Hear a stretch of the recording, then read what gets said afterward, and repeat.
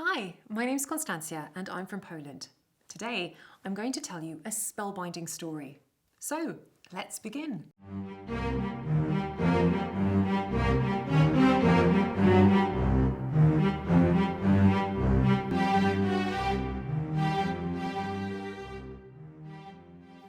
An old Polish proverb says, "Bravery and virtue do not part with the saddle and the horse." Horses have a special position in the history of Poland because for centuries they were associated mainly with fighting for the freedom of the homeland.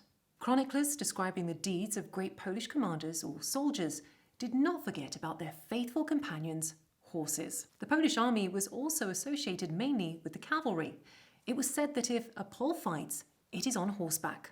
In the 17th century, the Swedish king Charles Gustaf, a warrior famous throughout Europe, wanted to conquer all of Poland. Before the war, he instructed his soldiers, "Let none of you seek salvation in flight, for you will not be able to escape the extraordinary agility and stamina of Polish horses." The Swedish invasion of Poland was called the Deluge, so devastating and violent it was. The Swedes literally flooded the whole country, and it seemed that this was the end. The Polish king Jan Kazimierz fled abroad and many Polish magnates sided with the enemy. Only a few fought on, among them the most famous Stefan Czarniecki. The Swedes accused him of having made a pact with the devil himself. The reason? A simple one. One day he was seen fighting them near Gdańsk. The next day he was supposedly heard from at the other end of the country in Kraków. The Polish leader was elusive and he owed this to his steed Tarant. The name Tarant was derived from its colour. Tarant horses were white, spotted with patches of black or brown. Charles Gustaf could not cope with Czarniecki and his increasingly numerous army. Poles, seeing the effectiveness of their leader, returned in ever greater numbers under his banner. In the end, the Swedish king, with the remnants of his army, had to flee back across the Baltic Sea. Soon after, the warlike ruler started the next war, this time with neighbouring Denmark.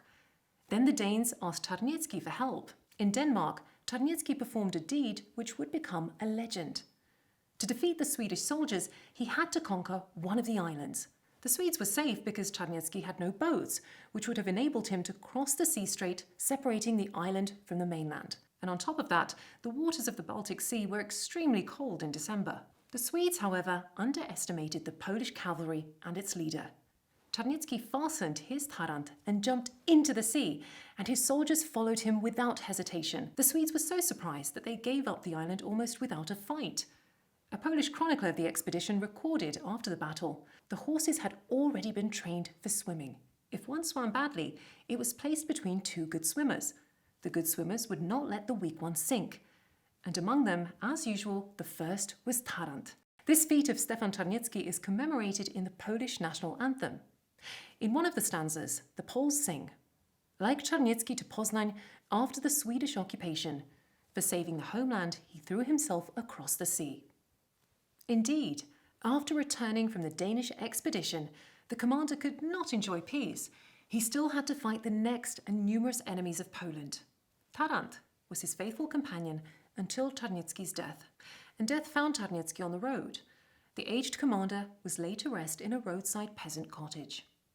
He asked in his last hour for his most faithful companion to be brought to him to say goodbye. So Tarant stood by the deathbed of his master. Legend has it that after the commander's death, his horse wanted neither food nor drink. A few days after Stefan Czarniecki's funeral, Tarant also died. This may be just a legend, but as in every legend, there is a grain of truth in it. It undeniably describes the extraordinary fidelity and friendship between man and animal, and was written to comfort our hearts in the chronicles of that terrible war, the Swedish Deluge. And that's it, folks. I hope you liked this story. Thank you so much for watching. See you.